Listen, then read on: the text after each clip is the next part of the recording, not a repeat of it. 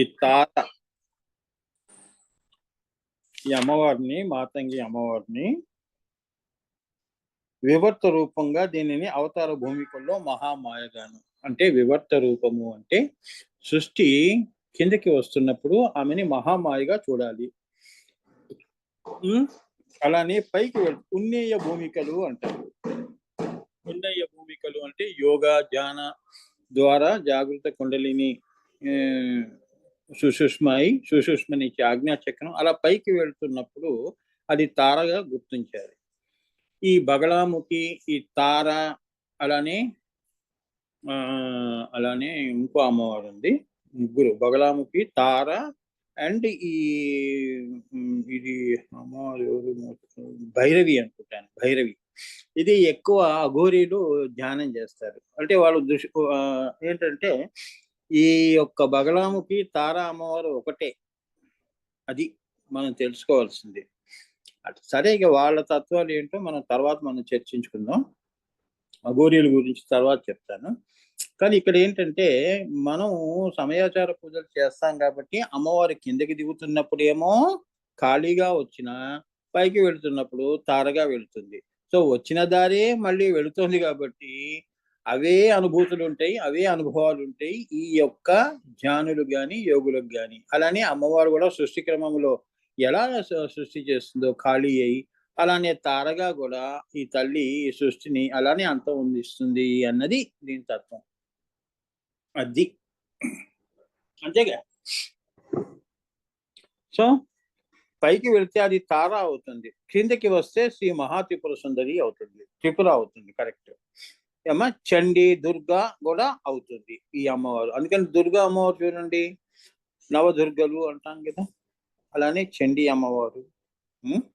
వీళ్ళందరూ కిందకి దిగుతున్నప్పుడు మహామాయ స్వరూపంలో ఉంటారమ్మా. పెండితార్థం పైకి వెళుతున్నప్పుడు ప్రళయంలో అది అది వెస్టిగా కానీ సమిష్టిగా కానీ.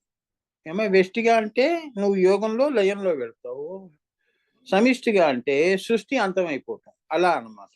అదే మహామాయ స్వరూపం అమ్మవారికి. సో ఈశ్వర చైతన్య స్వరూపమే మహామాయా స్వరూపము.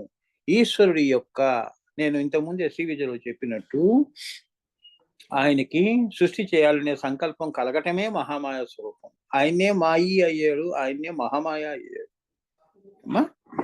సో అది కిందకి దిగుతున్నప్పుడు అది చైతన్య స్వరూపాన్ని పొందింది అని. చైతన్యం అక్కడే ఆగిపోలేదు కదా, ఆయన సంకల్పం ఉంది కదా సృష్టి చేయాలి అనేది. సో సంకల్పం ఉన్నప్పుడు చైతన్యం కదులుతుంది, కదిలినప్పుడు భూపురాజు రేఖలు ఈ యొక్క 84 లక్షల జీవరాశులు సృష్టించే వరకు కూడా ఆ చైతన్యం ఆగదు. దాన్ని ఏమన్నారు అంటే ఈశ్వర చైతన్యము, అది మహామాయ స్వరూపము. ఈ విద్యలలో భైరవి విద్యను కూడా పరావాకుగాను తారగా, ఇప్పుడు ఈ విద్యల్లో దశమహా విద్యల్లో పరా పశ్యంతి మధ్యమ వైఖరి అన్నవి ఈ అమ్మవార్లు ఎవరెవరు ఏ అమ్మవార్లు అనేది చెప్తున్నారు.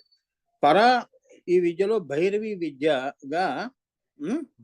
విద్యగా ఏమా దీన్ని పరావాకుగాను, అలానే తార అమ్మవారిని పశ్యంతిగాను, మాతంగి అమ్మవారిని వైఖరి వాకుగా గుర్తించాలి. అర్థమైందా? అంటే పైన అదేంటి మూడు రూపాల్లో ఉంది ఏంటని మీరు సందేహపడకూడదు. అంటే ఏంటంటే కిందకి దిగుతున్నప్పుడు ఆ యొక్క, అంటే ఇప్పుడు ఈశ్వర చైతన్యం మహామాయిగా స్వరూపం. ఆ విద్యల్లో భైరవి విద్య పరావాక్ అన్నాడు. పరావాకులో ఈ అమ్మవారు నీ ఏమని పిలుస్తారు? భైరవి అంటారు. భైరవము అంటే మహాన్ విస్ఫోటము అని. అందుకే ఈ భైరవి అమ్మవారిని పరావాకుగాను, తారా అమ్మవారిని కిందకి దిగుతున్నప్పుడు పశ్యంతి గాను. ఆమె ఈ భైరవి అమ్మవారు కిందకి పశ్యంతి నాదంలో దిగినప్పుడు, బిందువులో దిగినప్పుడు, బిందువు దగ్గరికి వచ్చినప్పుడు ఆమె పేరు ఏమిటి? తారా అంటారు. పరావాకుగా ఉన్నప్పుడు భైరవి అంటారు. ఇలా మీరు గుర్తుంచుకోవాలి. అంతే కదా. ఇప్పుడు మనం హైదరాబాద్ లో ఉన్నాం, హైదరాబాద్ లో ఉన్నప్పుడు మనం హైదరాబాద్కి వెళ్ళారండి అని, అమెరికాకి వెళ్తే అమెరికాకి వెళ్ళాడు. మనిషి ఒక్కడే, అక్కడున్నాడు ఇక్కడున్నాడు అని చెప్పటమే గాని ఇక్కడ ఈ అమ్మవార్లు 10 మంది ఉన్నారని కాదు. ఆమె యొక్క అవతరణ, ఆవిష్కరణ, ఇదే స్థితి అంటారు. ఆ స్థితిలో అక్కడ ఆ తల్లిని అలా పిలుస్తారు అన్నమాట. అంతే కదా, సింపుల్ కదమ్మా. ఇందులో పెద్దగా మనం తలలు బద్దలు కొట్టుకోవాల్సిన అవసరం ఉంది. ఇది చాలా మందికి తెలియదు ఈ రహస్యం. ఎక్కడికక్కడ అమ్మవారిని విడదీస్తున్నారు వాళ్ళు. పరావాక్కుని వేరుగాను, పశ్యంతి వాక్కుని వేరుగాను, మధ్యమ వాక్కులు అమ్మవారిని ఇంకో పేరు పెట్టి పిలవటం, మళ్ళీ అలానే భూపుర ఓంకారం దగ్గర ఇంకో రకంగా పిలవటం. ఈ రకంగా 10 మంది అమ్మవార్లను తయారు చేశారు వీళ్ళు. ఒకే పిండితో 10 రొట్టెలు చేసినట్టు. పిండి ఒకటే కదయ్యా బాబు, అన్ని రొట్టెలే కదా. ఆ రొట్టెలు ఎక్కడి నుంచి వచ్చాయంటే పిండి నుంచే వచ్చాయి కదా. నేను చేసిన పనే కదా ఈ సృష్టి అంతా. వెధవా, నేను కిందకు వచ్చినప్పుడు అలా పిలువబడ్డారా, అంత మాత్రాన ఆ స్థితిలో నన్ను వేరుగా చూస్తావే. అదే నా మహామాయ స్వరూపం అంటుంది అమ్మవారు. అలా పూర్తిగా సంపూర్ణంగా నువ్వు అమ్మవారిని దర్శనం చేసుకుంటేనే నీకు ఈ దశమహావిద్యలు అనేవి తత్వం, పరతత్వం అనేది అర్థమవుతుంది. ఇది గనక నువ్వు గనక మర్చిపోయావు, వేరుగా నువ్వు కొలిచావు అంటే ఈ వామాచారంలో పడతాం. ఆ అమ్మవారు అక్కడి వరకే నీకు ఏంటంటే రెస్పాండ్ అవుతుంది అని అర్థమైందా? దాన్ని వామాచారం అంటారు. విడివిడిగా పూజ చేయటం వేరు, కలిసికట్టుగా చేయి. 10 మంది అమ్మవార్లు లలితా బరాబట్టారిక అమ్మవారు అని నువ్వు తెలుసుకొని పూజ చేయి అమ్మా. అంతే కదా. పార్వతీ అమ్మవారు వేరు, వినాయకుడు వేరు అంటే ఎలా? పార్వతీ పుత్రుడే కదా. అవునా? వినాయకుడు కుమారస్వామి వినాయకుడు. సో అమ్మవారు తలుచుకోక తప్పదు. ఆ ముందు కాబట్టి ఈ దశమహావిద్యలు ఉన్నాయి. ఆ తల్లే లేకపోతే ఎక్కడుందమ్మా? ఈ విద్యలన్నీ ఏమంటారు? ఈ మాతంగిని వైఖరి వాక్కుగా చెప్తారు. ఈ మాతంగి అమ్మవారిని ఏమని పిలుస్తారు? వైఖరి వాక్కు. అది ఎలా? ఈ వైఖరి వాక్ అంటే దాని మీద నేను ఇప్పుడు చెప్తానమ్మా. నీలో కూడా అది చూపిస్తాను. మాతంగి అమ్మవారిని ఎలా ఉంటుంది, ఆమె ప్రభావం నీలో ఎలా ఉంటుందో ఇప్పుడు నేను చెప్తాను. ముందు ఇది వినండి, ఇంట్రడక్షన్. ఈ విద్యలన్నీ తేజో విద్యలు అంటారు. తేజో విద్యలు అంటారు, స్థూల విద్యలు కాదు. ఒక వస్తువును పట్టుకొని చదివే చదువులు కావు ఇవి. తేజస్సుకి సంబంధించినవి. తేజోవంతుడండి అంటారు కదా, అలా. తేజస్సు, అమ్మవారి తేజస్సు కదమ్మా. విశ్వకుండలిని, విషతంతు తనీయసి, సౌందర్య లహరి, ఇవన్నీ దేని గురించి చెప్తున్నాయి? ఈ తేజస్సు గురించే చెప్తున్నాయి. అవి కిందకు వచ్చినప్పుడు బ్రాజస్సులు అవుతాయి అమ్మా. అమ్మవారి మహా తేజస్సు ఇది. సూర్యుడిలోకి వచ్చినప్పుడు బ్రాజస్సు అంటారు అమ్మా. అవి కూడా చెప్తాను, తర్వాత చెప్తాను. ఆ తేజస్సు బ్రాజస్సు అవి మళ్ళీ వేరుగా ఉంటాయి. దాని కూడా మరి అవతరణ ఆవిష్కరణ ఉంటాయి. నీ మీద పడే వరకు కూడా ఎన్ని రూపాలు ఆదిత్యుడి యొక్క కిరణాలు ఎలా ఉంటాయి, అవి ఎక్కడి నుంచి వస్తున్నాయి? అల్ట్రా వైలెట్, యూవి లైట్, ఇవన్నీ ఉన్నాయి కదమ్మా. మరి సూర్యుడి పైన ఏమేమి ఉన్నాయి? ఇన్ఫ్రారెడ్, ఇవన్నీ అంటారు కదా, అల్ట్రా వైలెట్. ఇవన్నీ కూడా ఆ యొక్క బిందువు నుంచి వచ్చినప్పుడు ఈ యొక్క సూర్యుడిలో పడి ఇక్కడ ఫిల్టర్ అయి మనకి కావలసిన సూర్యకిరణాలు, తేజస్సులు, సూర్య తేజస్సు నీ ఒంటికి అప్పుడు నీకు అవి పడతాయి. అవి ఆరోగ్యవంతం. డైరెక్ట్ ఇన్ఫ్రారెడ్ ఎక్స్రే వెయ్యరు. డైరెక్ట్ సూర్యుడు చెబితే సృష్టి ఉండదు కదమ్మా. ఇవన్నీ నువ్వు హాస్పిటల్లో వెళ్ళినా డైరెక్ట్ గా ఎంతసేపు పెడతారు? ఎక్స్రేలు గంటలు గంటలు పెడతారు, ఐసీలో పెట్టినట్టు. ఎంత సెకండ్. అంత తేజస్సు మనకి హానికరము అని చెప్తున్నాడు ఇక్కడ. మరి అది వేరు చాప్టర్ ఉంటుందమ్మా. అందుకే ఇవన్నీ ఏమని పిండితార్థం ఏంటంటే ఈ విద్యలన్నీ కూడా తేజో విద్యలు. తేజో ఆరాధనలు చేస్తేనే కానీ అమ్మవారు నీకు పలకదు అమ్మా. మిగతా పూజలన్నీ విగ్రహాలు పెట్టుకొని వినాయక చవితి కానీ ఇటువంటి ఈ యొక్క శ్రీ విద్యలన్నీ కూడా సమయాచారం కానీ సమయాచారంలో ఇవన్నీ తేజో విద్యలు అంటారు. ఈ తేజో విద్యలే పరతత్వాన్ని చెప్తాయి. ఈ తేజో విద్య నీకు అబ్బింది అంటే ఏమిటి? స్థూలం వరకు నీకు అంతా కూడా సృష్టి రహస్యం తెలుస్తుంది అని. మనసు ఎరిగి మనం స్నేహం చేస్తాం కదా. మనసే తెలియనప్పుడు వాటితో తిరిగి ఏంటి అది నష్టమో లాభమో మనకే తెలియదు. అట్లా అవన్నీ స్థూల విద్యలు. ఏమనండి, మొన్న కలిసారు ఊరికే తిరిగేస్తున్నారు. వాళ్ళ మనసు ఇద్దరు మనుషులు ఎవరేంటో కూడా తెలియదు. అటువంటివన్నీ కూడా ఏంటంటే ప్రమాదకరం. అదే వామాచారం అంతా ప్రమాదకరమే. అవన్నీ చేయకూడదని తెలుసుకున్నవాడు ఎప్పుడు కూడా వామాచారంలో వెళ్ళడు. తెలియని వాళ్ళే చేస్తారు. పరతత్వం తెలియని వాళ్ళు అమ్మవారిది అమ్మ. నువ్వు దీనికి అఘోరీ దానికి ఈ వామాచారానికి శ్రీ దత్తాత్రేయుడు వారు ఆయన చెప్పింది ఏమిటి, మీరు చేస్తుంది ఏంటి? అవునా? ఆనంద గనుల వారు ఒక పుస్తకం రాశారు, ఏది దత్తోపనిషత్. ఓం మహోం మహోం ఓం హ్రీం ఓం, అందులో చూడండి ఆయన తత్వం అంతా ఆనంద గనుల వారు చూపించారు. దత్తాత్రేయులు వారు ఎవరి స్వరూపము? మహాత్రిపుర సుందరి స్వరూపము. అంటే ఏంటంటే బ్రహ్మ విష్ణు మహేశ్వరుల యొక్క స్వరూపము. మరి నిన్ను అక్కడికి చేరుస్తాడా? అజ్ఞానంలో ఉంచుతాడా? అవునా? ఆయన ఎందుకు పరీక్షలు పెడతాడు? ఇదిగో ఇది తెలుసుకోవటం కోసమే నీకు ఇన్ని పరీక్షలు పెడుతున్నాడు ఆయన. నువ్వు సరైన శిష్యుడిగా నువ్వు ఎదిగితే అప్పుడు ఆయన నీకు ఏంటంటే తన తత్వము తాను దత్తం చేసుకుంటాడు. అర్థమైందా? అంటే నువ్వే దత్తయ్యే నువ్వు అన్నట్టు ఆ స్థితి ఇస్తాడు. ఆజ్ఞాచక్రం దగ్గరికి తీసుకెళ్తాడు. అంతవరకు మనకి పరీక్షలు పెడతాడు. అందుకని అంతేగాని దత్తుల వారు ఇలా ఉంటారు, అలా ఉంటారు, ఆయనకు ఒక రూపం లేదు, చాలా పరీక్షిస్తాడు, అసహ్యంగా పనులు చేస్తాడు, ఇట్లా ఏంటంటే మన అజ్ఞానంలో ఆయన గురించి ఎన్నో అనుకుంటాం. సో ఇవి తేజో విద్యలు. ఇవి ఒకదానికొకటి తెలియని సంబంధము కలిగినవి అనేకతము చూపించినప్పుడు మాయాజ్యోతులని ఏకత్వాన్ని చూపిస్తే తారా అని తెలుసుకోవడమే మాతంగి. ఈ మాతంగి అమ్మవారి యొక్క ముఖ్య ఉద్దేశం ఏమిటి?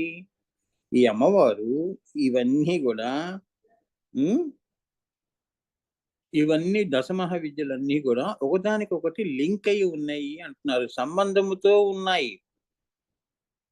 ఒకటో తరం, రెండో తరం, మూడో తరం మన వంశం ఉంది కదమ్మా. 7 తరాలని నువ్వు అంటున్నావు, మనం అంటున్నాం కదా. ఇవన్నీ వేరా అంటే మనం ఏమంటాం? అదేంటండి, వాళ్ళ జీన్సే కదా మాలో ఉన్నాయి. అలాంటప్పుడు నువ్వేమిటి అనేకత్వాన్ని చూపిస్తూ ఏకత్వాన్ని తెలుసుకొని నువ్వు బతకటమే ఇది దశమహా విద్యలు అంటున్నారు. ఎన్ని తరాలు మారినా కూడా ఆ డిఎన్ఏ అనేది మారదు కాబట్టి, పరతత్వం అనేది మారదు కాబట్టి, ఎన్ని విద్యలు దశమహా విద్యలు ఉన్నా కూడా అవి కిందకి వస్తున్నప్పుడు సృష్టిలో అనేకత అంటే మాయని చూపిస్తుంది. మాయా జ్యోతులని దానికి ఏకత్వాన్ని చూపిస్తే అది తార అంటారు. మహాతార తార. అందుకే బాబాజీ మహా అవతార. అమ్మా, మహా తార ఆయన. మహా ప్లస్ తార అంటే ఏంటి? దాన్ని బట్టి మనం ఏం అర్థం చేసుకోవాలి? ఆయన సాక్షాత్ శ్రీ అమ్మవారి యొక్క లలితా పరాభట్టారిక యొక్క స్వరూపము అని. అసలు గురువు అంటే అమ్మవారే అని. ఎందుకంటే ఆ అమ్మవారికి స్త్రీ నా పురుష నా నపుమాన్ పరంజ్యోతి స్వరూపం అమ్మ మహాతార. అందుకని మహాతార. ఆ మహాతారే దిగిందండి భూమి మీద, పరతత్వాన్ని పెట్టుకొని మాయగా దిగలేదు అని. ఆయన మహాతార, మహా అవతార బాబాజీ అంటారు. ఇదే రహస్యం అమ్మా. సో అది కిందకి దిగినప్పుడు అది పైకి తార అని తెలుసుకోవడమే ఏకత్వాన్ని చూపించినప్పుడు. అంతే కదా, గురువులందరూ ఏం చూపిస్తారు? అనేకంలో నిన్ను మాయలో ఉంచరు, ఏకత్వాన్ని చూపిస్తారు. నాయన మానవులందరూ ఒకటే, వారిలో ఉన్న ఆత్మ ఒకటే అనేదే ఏకత్వాన్ని చూపిస్తారు. అలానే సృష్టిలో కూడా ఇంతమంది దేవుళ్ళని చూపించరు, ఉన్నది ఒకే పరంజ్యోతి. దాని నుంచే ఇంత సృష్టి వచ్చింది. ఆ ఈశ్వర చైతన్యము పైన నేను చెప్పినవన్నీ, ఆ మాయా చైతన్యమే ఏకము అనేకమైనది. ఇది తెలుసుకో, ఈ మాయని తొలగించుకో ధ్యానము యోగము చేసి. ఏకత్వం ఆజ్ఞాచక్రంలో అహం బ్రహ్మాస్మి అన్నది స్వానుభూతి చేసుకో అంటున్నారు. అక్కడికి తెలుస్తుంది, అయ్యో నేను ఎంత అమాయకుడిని నేను, కిందకి వస్తున్నప్పుడు అమ్మవారిని వేరువేరుగా కొలిచానే అని బాధపడుతున్నాను. బ్రతికి ఉండగా నువ్వు తెలుసుకున్నావు అనుకో, నువ్వే మహాయోగి. అందుకే పరతత్వాన్ని ఎప్పుడు కూడా అది పట్టు కొమ్మ, దాన్ని మనం నరుక్కోకూడదు. నరుక్కున్నామంటే దేవుడికి జీవుడికి సంబంధం తెగిపోతుంది. ఎన్ని జన్మలైనా కూడా ఆ సంబంధం అతుక్కోవటం అనేది ఆ తల్లి అనుగ్రహం మీద ఉంటుంది, నీ భక్తి మీద ఉంటుంది, నీ కర్మ ఫలాల మీద ఉంటుంది. అది తెంపుకోవద్దని చెప్తోంది ఈ పుస్తకం.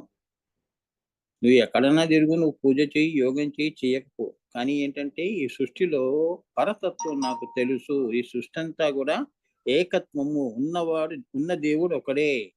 ఆయనని సూర్యుడు ఒకడే, కిరణాలు వేరు, అనేకముగా కిరణాలు ఉంటాయి. అవునా? సూర్యకిరణాలు, చంద్రకిరణాలు, అవి కూడా నేను చెప్పాను ఎన్ని కిరణాలు ఉంటాయి. అలా ఏకము అనేకము కావటం, ఆ తత్వం తెలుసుకో. మాతంగి, అది తెలుసుకోవడమే మాతంగి. పరా పశ్యంతి మధ్యమ, వైఖరిలో వైఖరి మాత్రమే కాకుండా మధ్యమ కూడా మాతంగి అని అంటారు. ఈ అమ్మవారు మాతంగి అమ్మవారు పరా పశ్యంతి మధ్యమ తర్వాత వైఖరి కదమ్మా. హ్రీంకారాసన గర్భిత నలసికామ అంటున్నాగా. తర్వాత కదా నువ్వు సృష్టి వచ్చినప్పుడు, నువ్వు పుట్టినప్పుడు ఓం అని అంటున్నావు. ఓం నుంచి వచ్చావు కాబట్టి ఓం అంటున్నావు. సో ఈ అమ్మవారు మధ్యమ వరకు కూడా ఉన్నది అని అంటారు. ఇవన్నీ స్థితి భేదాలు, గతి భేదాలు, ఉపాసనా భేదాలే కానీ కూలంకషంగా ఆలోచన చేస్తే సర్వము మాతంగి స్వరూపమే. ఇవన్నీ ఏంటంటేనమ్మా స్థితి భేదాలు బట్టి, గతి భేదాలు బట్టి. గతి అంటే ఏంటంటే ఎక్కడికి, కిందకి వస్తుందా పైకి వెళుతుందా గతి. అలానే స్థితి ఏ స్థితిలో ఉంది, అయితే ఈ అమ్మవారు మాతంగి అమ్మవారు అండి అని చెప్పటం అన్నమాట. అలా స్థితి, గతి, ఉపాసనా భేదాలే.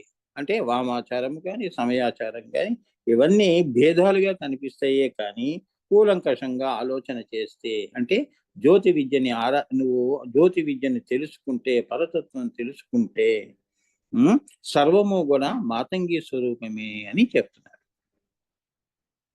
అంతా మాతంగి అమ్మవారే కదండి అని. ఇక్కడ మనము తెలుసుకోవలసినది ఏమంటే వైఖరి వాక్కు. ఇప్పుడు అసలు మాతంగి అమ్మవారు ఇది పిండితార్థం. అసలు వైఖరి వాక్కులో ఇప్పుడు నేను మాట్లాడుతున్నాను కదా, ఇదంతా వైఖరిలో నువ్వు వింటున్నావు. నేనేం మాట్లాడలేదనుకో అది మధ్యమ అయిపోతుంది, అవునా? ఇంకా నేను అసలు అది అక్కడి నుంచి ఇంకా కిందకి వెళ్ళాం అనుకో పరా పశ్యంతి అవుతుంది. నా బొడ్డు కింద ఉంటుంది మాట, నేను చెప్పబోయేది. ఇంకా కిందకి వెళ్ళాను అనుకో ఆ మూలాధారంలో ఎక్కడో అసలు ఏం చెప్తా, నేను చెప్పను, నాకే తెలియదుగా. పరా పశ్యంతి మధ్యమాక ఇప్పుడు నువ్వు మాట్లాడుతున్న మాట వైఖరిలో రావాలి అంటే అని చెప్తున్నాడు. ఇప్పుడు మాతంగి అమ్మవారు ఏం చేస్తుంది, నువ్వు మాట్లాడాలి అని అనుకుంటున్నావు. నీ లోపల ఆలోచనలు రూపం రావాలి. ఎట్లా వస్తాయి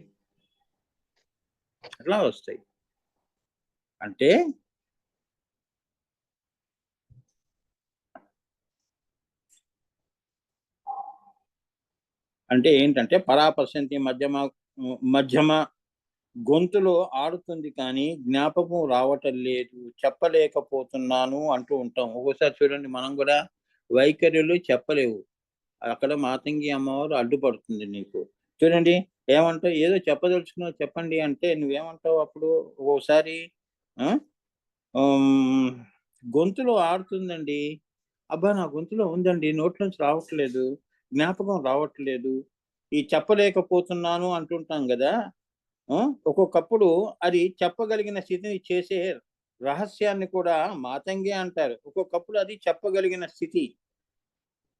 స్థితిని చేసే రహస్యాన్ని కూడా మాతంగి అంటారు. అంటే అక్కడ అమ్మవారు మాతంగి అమ్మవారు ఏది మాట్లాడాలన్నా కూడా వైఖరిలో అక్కడ అడ్డుపడుతుంది, జ్ఞాపకం రాకుండా చేస్తుంది. జ్ఞాపకం వచ్చింది అంటే టక్కన మళ్ళీ నోట్లోంచి ఎంతటి రహస్యమైనా కూడా బయటికి తీసే శక్తి ఈ అమ్మవారికి ఉంది అని చెప్తున్నారు. అది పెడితార్థం. లేదంటే అలానే ఉండిపోతావు నువ్వు, పరాపశ్యంతి మధ్యమంలోనే ఉండిపోతావు. ఇప్పుడు చాలా మంది ఆ మధ్యమ దాకానే ఆగిపోయారు. అర్థమైందా అమ్మా? చాలా మందికి ఏంటంటే అబ్బా వాళ్ళు ఎంత బాగా భావ వ్యక్తీకరణ చేస్తారండి, ఏ విషయం ఇచ్చినా కూడా ఎంత చక్కగా అర్థమయ్యేట్టుగా చెప్తారు. అదంతా మాతంగి అమ్మవారి కృప. మరి మనకి ఆ ఆలోచనలు ఆ భావాలు మనకు లేవా అంటే ఉన్నాయి, కానీ మనం చెప్పలేము. నేను ఆయన కంటే గొప్పగా ఆలోచన చేస్తా, కానీ నాకేంటంటే బిడియం అండి, 10 మంది ముందు మాట్లాడటం ఇష్టం లేదు, అంత మాత్రం నాకు తెలియదు అనుకోకండి అని ఇలా అనుకుంటాం కదా. మరి నువ్వెందుకు వైఖరిలో మాట్లాడలేకపోయావు?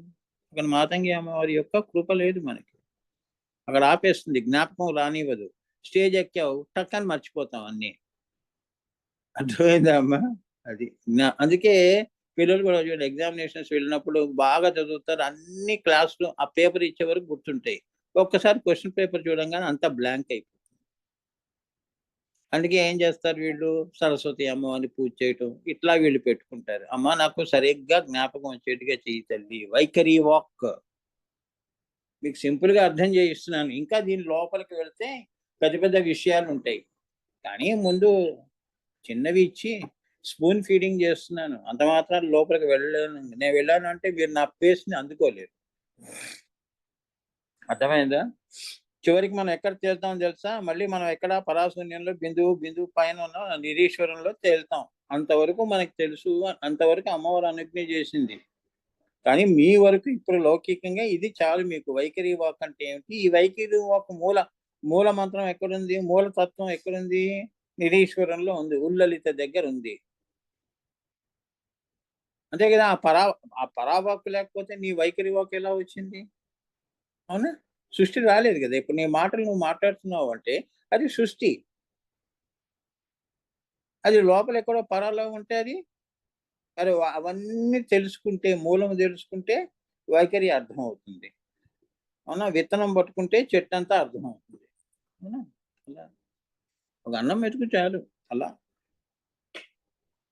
ఆ రహస్యాన్ని కూడా మాతంగి అంటారు. మనసులో ఆడుతోంది కానీ నోటిలోనికి రావటం లేదు. మాటగా చెప్పాలంటే జ్ఞాపకం రావట్లేదు. ఈ అవస్థలన్నీ మనం అనుభవిస్తూనే ఉన్నాం ఇప్పుడు గూడా. నోట్లో ఉందండి ఆడుతోంది గానీ అది మనకి వైఖరిలో రావట్లేదు.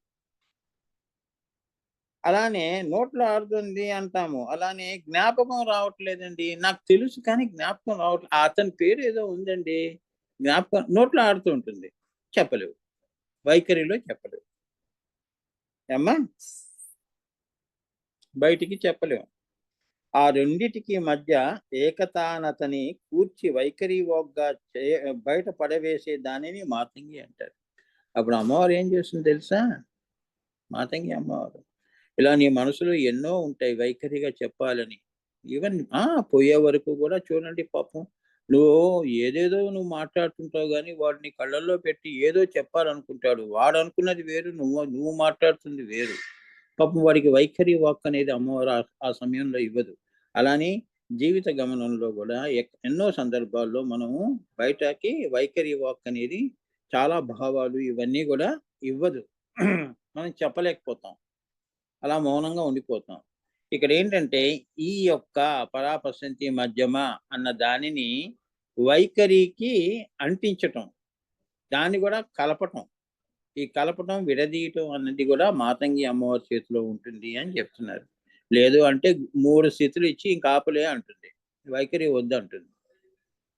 లేదురా నీకు వైఖరిలో గూడా చెప్దుగాని అని జెప్పేసి ఏం జేస్తుంది, ఈ 3 ప్లస్ ఆ నాలుగోది కలిపేసేస్తుంది. ఇప్పుడు మాట్లాడు అంటుంది. అన్నీ గుర్తుకొచ్చేస్తుంటాయి ఆ సమయంలో. అంతేగా?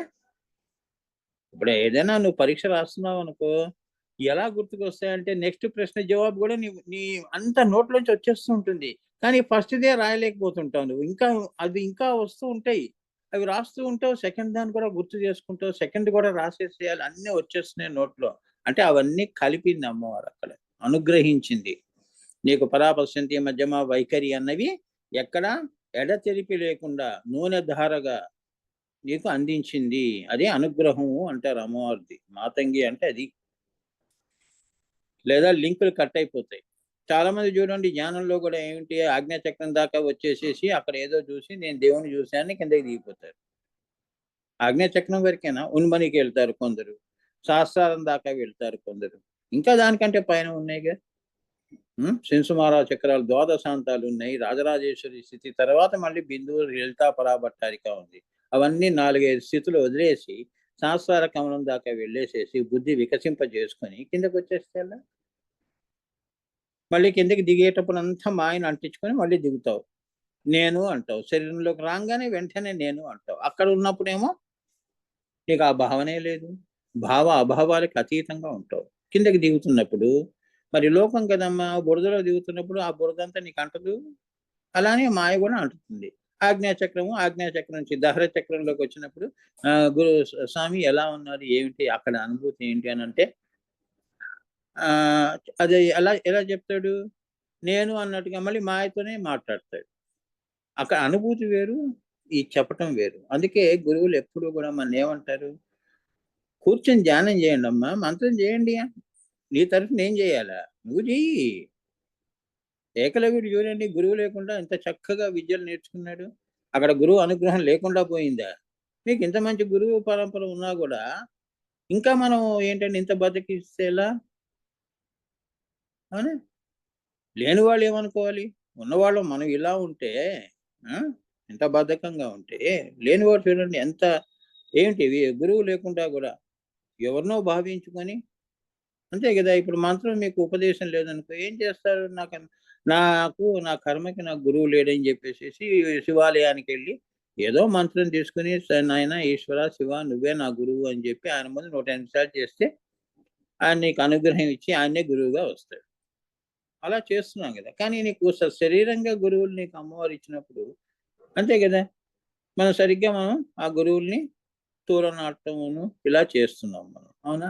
ఇంకా గురువు యొక్క సెలక్షన్‌లోనే ఉన్నాం. ఈయన గొప్పవాడా? ఆయన గొప్పవాడా? అక్కడేదో ఆశ్రమం ఉందండి. ఇక్కడేదో ఆశ్రమం ఉంది అని దేశమంతా తిరుగుతున్నాం గురువు కోసం. ఇదంతా మాయలో ప్రయాణమే గాని, ఏమ్మా ఆయన అనుగ్రహం లేదు గదా! నువ్వెంత తిరిగితే ఏం లాభం అమ్మా? ఏం లాభం జెప్పు? ఆయన అనుగ్రహం ఉందనుకో టక్కని నీకు మెదులుతాడు. నీ పాదాలు గూడా ఆ మార్గంలోనే వెళ్ళిపోతాయి. టక్కని నీ గురువు దగ్గరికి ఉంటావు. నువ్వు వెతుక్కోవటం వల్ల నీకు గురువు దొరకడు.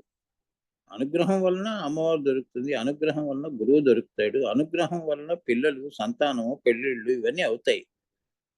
అర్థమైందా? నీ ఆయుష్షు, ఆరోగ్యం అన్నీ గూడా ఆ తల్లి ఆరోగ్యమాతగా నీకు అన్నీ ఇస్తుంది. హ్రీంకారాసన గర్భితానభ శిఖాం.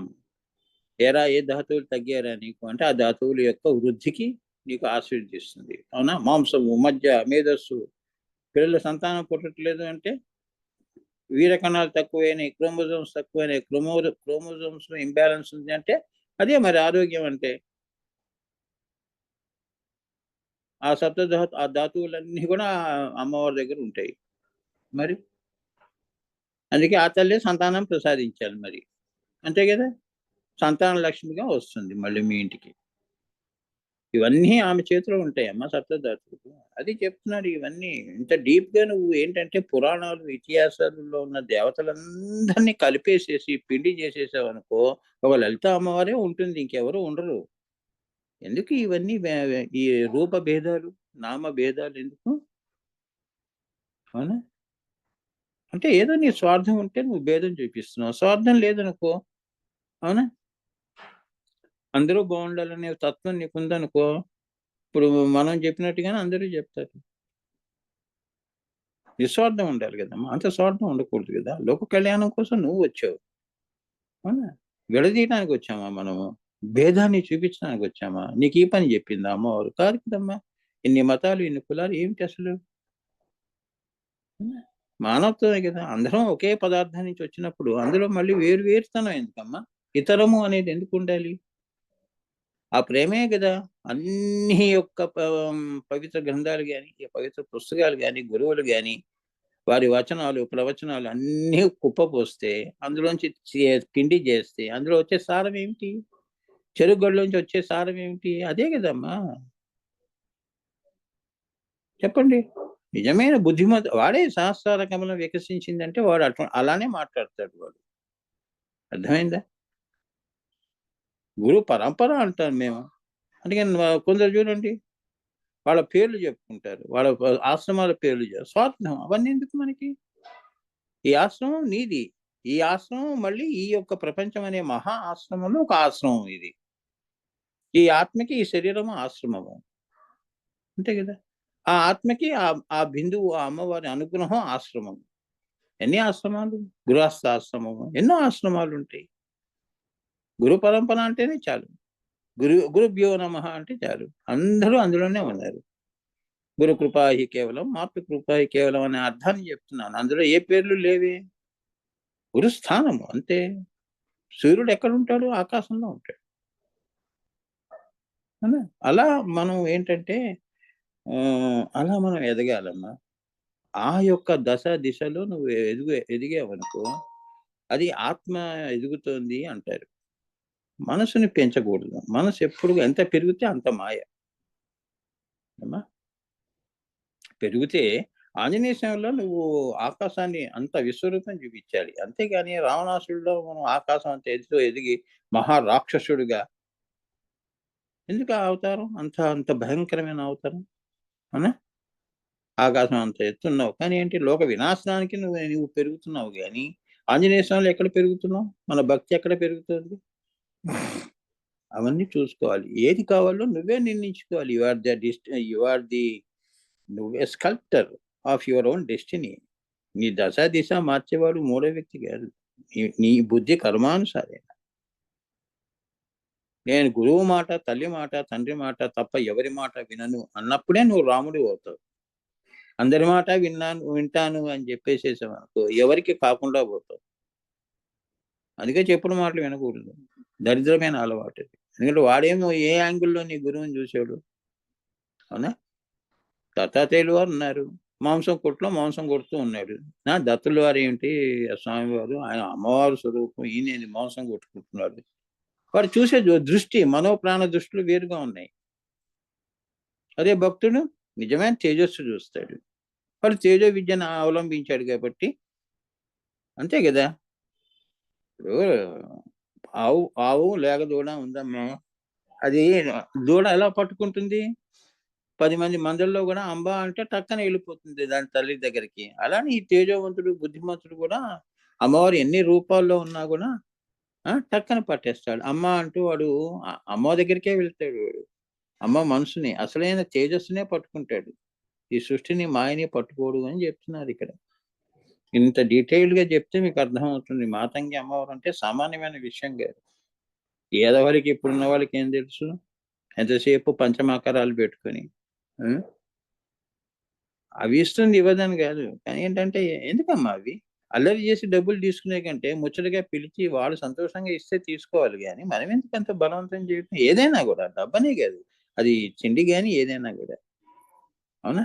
నలుగురం కూర్చొని నవ్వుతూ తింటే అది వేరేగా ఉంటుంది. అన్నం అరుగుతుంది. నాకు ఆకలి వేసేస్తుంది పెట్టేసేయండి అని చెప్పి అందరిని తిట్టేసేసి అన్నం ఎలా సహిస్తుంది? సహించదు. అవునా? మనసు లేని వాడికి సహిస్తుంది, అది వేరే విషయం. మనసున్న వాడు వద్దు వద్దు మేము అందరం కలిసి తిందాం, ఉండండి 10 నిమిషాలు ఆగండి. అప్పుడు ఆ తిన్న అన్నం కూడా జీర్ణం అవుతుంది, శక్తిని ఇస్తుంది. అవునా? అది అందుకే అన్నం మీద కోపం పెట్టుకోకూడదు. ఎందుకంటారంటే ఇది అమ్మా, ఆ శక్తి ఏమవుతుంది? విషం అవుతుంది. అన్నం జీర్ణమై విషం అవుతుంది.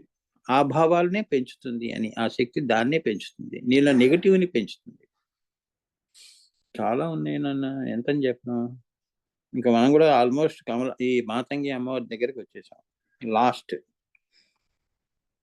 ఆ రెండిటికి మధ్య ఏకతానతని కూర్చి వైఖరి వాక్కుగా బయటపడవేసే దాన్ని మాతంగి అంటారు. సో నీ 3+1 కలిపి వరంగా ఆమె ఒకటి ఇస్తుంది. ఆ మూడిటిని నువ్వు బయటపడేరా నువ్వు అన్నప్పుడు ఆ వైఖరి వాక్కు కూడా ఇస్తుంది అని. ఇది మహారహస్యము. ఇది మహారహస్యము చెప్పారు ఆయన. దాన్ని నేను ఇంకా డీప్ గా చెప్పాను. ఇప్పుడు నువ్వు ఉన్నావమ్మా, మూలాధారం కింద నీకు అభావంలో నీవు అన్ని ఆలోచనలు కరిగి ఉన్నాయి. అవి కొద్దిగా పశ్చంతిలోకి రావాలి. మణిపురా చక్రం దగ్గరికి వస్తేనే గాని అవి భావాలని సంతరించుకోవు. సరే తీసుకొచ్చావు కష్టం మీద. నేను ఈ విషయం ఈ సబ్జెక్ట్ మీద మాట్లాడుతాను, దానికి సంబంధించిన పాయింట్స్ అన్ని నాకు తెలుసు అని పర్సెంటీలో అనుకున్నావు. దాన్ని ఏం చేసావు? ఇంకా కొద్దిగా కష్టపడి హృదయం దాకా తీసుకొచ్చావు. అక్షరాలుగా మలిచావు. నీ భావాలన్నీ భాషగా మలిచావు. ఇక ఆఖరిగా ఎవరి కోసం మలిచావు? పక్క వాళ్ళ కోసం, లోకం కోసం నేను మాట్లాడాలి అన్నప్పుడు ఆ వైఖరి అన్నది అక్కడ మాతంగి అమ్మవారు ఉంటుంది అని చెప్తున్నారు. దాన్ని ఈ వైఖరి వాక్ని కలిపేది. నోట్లో నుంచి మాట రావాలి అంటే ఈ 3+1 కలిపితేనే అప్పుడు నువ్వు మాట్లాడగలుగుతావు. లేకపోతే ఆ 3 అలానే ఉండిపోతాయి. ఏమో అర్థమైందా? అందుకే వీళ్ళంతా అమ్మవారి స్వరూపాలు కాబట్టి స్త్రీమూర్తులందరూ వాళ్ళ హృదయాల్లో సముద్రం అంత లోతు అంటారు. ఎవ్వడు కూడా వైఖరిలో ఆడదాని హృదయాన్ని ఎవరు గ్రహించలేరు. అమ్మా, వైఖరిలో ఆమె చెప్తేనే గాని మనకు తెలియదు. అమ్మవారి గురించి మనకేం తెలుసు? ఆమె వైఖరిలో బిందువులో వచ్చినప్పుడు ఇక అమ్మవారు తెలిసింది. తర్వాత అంతకుముందు ఎవరికి తెలుసు శ్రీ విద్య? ఎవరికి తెలియదు. బయటకు వచ్చినా కూడా అవునండి శ్రీచక్ర బిందువులో వచ్చారు శివశక్తులు అని అలా మాట్లాడుతున్నాం వైఖరిలో. అంతకుముందు ఏమీ తెలియదు. అలా అందుకే స్త్రీమూర్తులు ఏంటంటే, అందుకే వాళ్ళని ఏమన్నారు అంటే సాక్షాత్ అమ్మవారి స్వరూపాలు అంటారు. ఏమ్మా, వాళ్ళు మాట్లాడలేక కాదు, కానీ ఏంటంటే అదృశ్యంగానే వాళ్ళు ఎక్కువ పనులు చేస్తారు. దృశ్యమానంగా మగవాడు ఎక్కువ చేస్తాడు. నేను కష్టపడుతున్నానని తిరుగుతుంటాడు. ఆడవాళ్ళు ఏంటంటే చెప్పరు. అమ్మవారు కూడా అంతే కదా, చెప్పిందా చెప్పు, ఇంత సృష్టి చేసి అరే నేనే చేశాను రా చూడు ఎంత కష్టపడ్డా, అలా మాట్లాడరు కదమ్మా. మీరు అనుకున్నట్టుగా ఉండదు. ఆమె ఎప్పుడు అదృశ్యంగా ఉండి చిరునవ్వు నవ్వుతూ చిద్విలాసం చేస్తూ ఉంటుంది. అది ఇదంతా ఇప్పుడు కూడా ఆవిడ నీ చైతన్యంగా ఉంది. నిన్ను కూడా ఆ నువ్వు వైఖరిలో మాట్లాడటం కూడా ఆ అమ్మవారే, ఆ తల్లి అనుగ్రహం ఉంటే నువ్వు మాట్లాడగలుగుతావు. మంచి సంస్కారాలు రావాలి, విద్య అబ్బాలి అన్నా కూడా ఆ తల్లి నీకు ఆ జాగృత కుండలిని జాగృతం చేస్తేనే గాని, కుండలిని శక్తిని జాగృతం చేస్తేనే గాని పెద్ద పెద్ద విషయాలు, పెద్ద పెద్ద విద్యలు నేర్చుకోలేవు. మూలాధారంలో ఉన్నవాడు నువ్వు సహస్రార కమలంలో అదేం అర్థం చేసుకుంటావు? ఈ కింద ఉన్న కమలాలే అర్థం కావట్లేదు. 1000 కమలాల గురించి నీకేం తెలుసు? మనకేం తెలుసు? 1000 నామాల్లో అర్ధ తాత్పర్యాలు ఏం తెలుస్తాయమ్మా మనకి?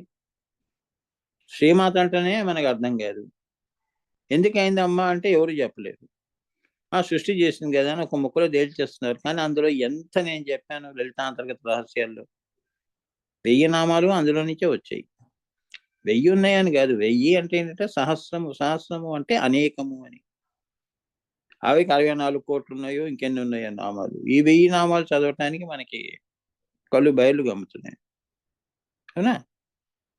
ఈ వారం వదిలేండి, వచ్చే వారం చదువుదాం. ఈ వారం కుదరలేదు. దీన్నే తప్పించుకుంటున్నాం 1000 నామాలు. అందుకే కలియుగం. కలియుగంలో ఏంటంటే అన్ని లిమిటేషన్స్‌లో ఉంటాం మనం. అది చేసేస్తాను, ఇది చేసేస్తాను, ఆంజనేయ స్వామిలో అన్ని పనులు చేస్తానంటే అది ఇవన్నీ అందుకే ఆరంభ శూరత్వాలే తప్ప దాన్ని కంటిన్యూటీ అనేది ఎవరు చెయ్యరు. చూడండి ఎవరన్నా ఇప్పుడు ధ్యానులు కూడా చూడండి 3 రోజులు వాడు ఎంత నిష్టగా ధ్యానం చేస్తాడంటే అసలు చూసేవాడికి వీడు ఓ మహాయోగి అయిపోతాడని. 4వ రోజు నుంచి వాడికి ఏంటంటే ఆ నీరసం, నిస్సత్తువ, హ్మ్.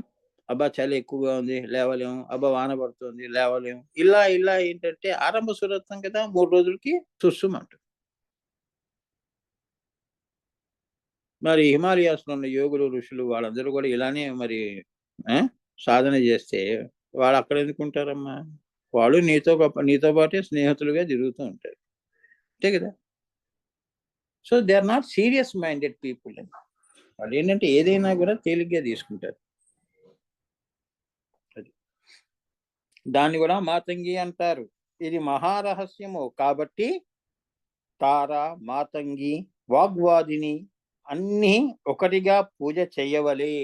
అందుకే అమ్మవారిని వేరుగా కాకుండా తారా అమ్మ, తల్లి తారాదేవి, మాతంగి అమ్మ, వాగ్వాదిని తల్లి నాకీ 4 పరాపశ్యంతి మధ్యమ వైఖరి ఆ! అనుగ్రహించు. అన్నీ ఇంతింత ఇవ్వకు ప్రసాదాలుగా భోజనమే పెట్టు తల్లి. అది నేను నీ దయతో అర్థం చేసుకున్నాను. అన్నీ ఒకటిగా పూజ చేయవలే. తారా విద్యలో ఏ ఫలితాలు తారా విద్యలో నువ్వు తారా ఆరాధన చేస్తున్నావనుకో, ఏ విద్యలు నువ్వు ఆరాధన చేస్తున్నావో, ఏ ఫలితాలు ఆత్మకి వస్తాయని చెప్పబడినవో, అవే ఫలితాలు గూడా ఈ మాతంగి అమ్మవారు విద్యను గూడా అనుసరించిన వారికి దొరుకుతాయి. తారా అమ్మవారు వేరు వరాలు ఇస్తుంది. మాతంగి అమ్మవారు ఇంకో వరం ఇస్తుంది. అట్లా ఏమీ లేదు నాయన. ఆ తల్లి ఏమిస్తే ఈ తల్లి గూడా అవే ఇస్తుంది. ఇది మాతంగి అమ్మవారివి యొక్క ఈ మాతంగి విద్యని క్లుప్తంగా చెప్పడం జరిగిందన్నమాట. ఇక దీనికి రిలేటెడ్‌గా మీరు ఒకటే పిండితార్థం ఇవన్నీ గూడా ఈ దశ మహావిద్యలు అన్నారు. దశ అంటే 10. ఏకాదశ 11. ఇవన్నీ ఎక్కడి నుంచి వస్తున్నాయి? ఆ బిందువు నుంచి వస్తున్నాయి. అది పట్టుకుంటే అది ఏక. కిందకొచ్చినప్పుడు అనేక. సో, ఈ అమ్మవార్లందరూ గూడా సూర్యుడి నుంచి కిరణం వచ్చినట్టు వచ్చారు. వారి స్థితి భేదముల చేత ఆ తల్లులకి పేర్లు పెట్టడం జరిగింది. అంతే. అంతకంటే ఇంకేమీ లేదు. సో, పరతత్వమే ముఖ్యం. సో, ఏదైనా ఈ అమ్మవార్లు నువ్వు ఏ తార విద్య గాని, మాతంగి విద్యని ఏమ్మా లో బహిర్యాగంగా చేసినా, అంతర్యాగంగా చేసినా మన సంస్కారాలు బట్టి మనం అడుగుతాము అవే ఇస్తుంది. అంతకంటే ఏం లేదు. లౌకికంగా అడిగితే లౌకికం ఇస్తుంది. ఏమీ వద్దు నాకు, ఇది వద్దు, ఇహము వద్దు, పరము వద్దు అనుకున్నప్పుడు నేనెక్కడ చేర్చాలో నీకంటే ఎక్కువ బాగా అమ్మవారికే తెలుసు. అక్కడికే చేరుస్తుంది. ఆ విశ్వాసం నువ్వు అమ్మవారి మీద పెట్టు. లేదు, అమ్మవారు కూడా చెప్పలేదు, నాకు ఇదే కోరిక ఉందమ్మా, మళ్ళీ అక్కడికి వెళ్ళిన తర్వాత ఇంకోటి ఇవ్వద్దు నువ్వు, అలా నీ భయాల నుంచి పుట్టే కోరికని వద్దు అంటున్నాడు ఇక్కడ. ఎక్కడి నుంచి నువ్వు వచ్చావు తల్లి, అక్కడికే కదా, నువ్వు నేను ఒకటే కదా, అక్కడికే వెళ్ళిపోదాం, అక్కడికే తీసుకెళ్తుంది నిన్ను అంటే ఏంటి, తనలో కలుపుకుంటుంది, ఇంతకంటే పెద్ద వరం ఏం కావాలమ్మా. ఆ కోరికలు ఏం కోరిక, నువ్వు నీ శరీరం ఉన్నంత వరకు కోరుతావు, తర్వాత ఇంకేం కోరుతావు. అసలు నిజంగా బతికుండగా కోరికలు చాలా తక్కువ అమ్మ, పోయిన తర్వాతే మనం ఎక్కువ కోరికలు ఉన్నాయి. కోరికలు ఎక్కువ ఉన్నాయి అంటే నా ఉద్దేశం ఏంటంటే చేయవలసిన కష్టము, కర్మ ఎక్కువ ఉన్నది, కర్మకాండ ఎక్కువ ఉన్నది. శరీరంలో ఉంటే మనం మన శరీరం సహకరిస్తుంది కాబట్టి మన పనులు మనం చేసుకుంటున్నాం. తర్వాత ఆత్మ ఏం చేయాలి, శరీరంలో ఉన్నప్పుడు ఏమన్నా చేస్తే పైన దానికి ఫలాలనేవి ఉంటాయి. మరి చాలా ఉన్నాయమ్మా. ఈ మాతంగి అమ్మవారు ఇక్కడికి ముగిద్దాం ఏ తల్లి, ఎందుకంటే ఆయన అంతే చెప్పారమ్మా. ఇంకా మనం మాతంగి మీద మీరు ఇంకా చెప్పండి, కానీ అది చెప్పే ప్రయత్నం నేను చేయను, ఎందుకంటే గురుగారు చెప్పింది ఆయన అడుగుజాడల్లో వెళ్తాను, నాకు తెలిసినా నేను అవసరం లేదు మీకు. సో ఇదంతా అమ్మ ఇది అయిపోయిందమ్మా మాతంగి విద్య.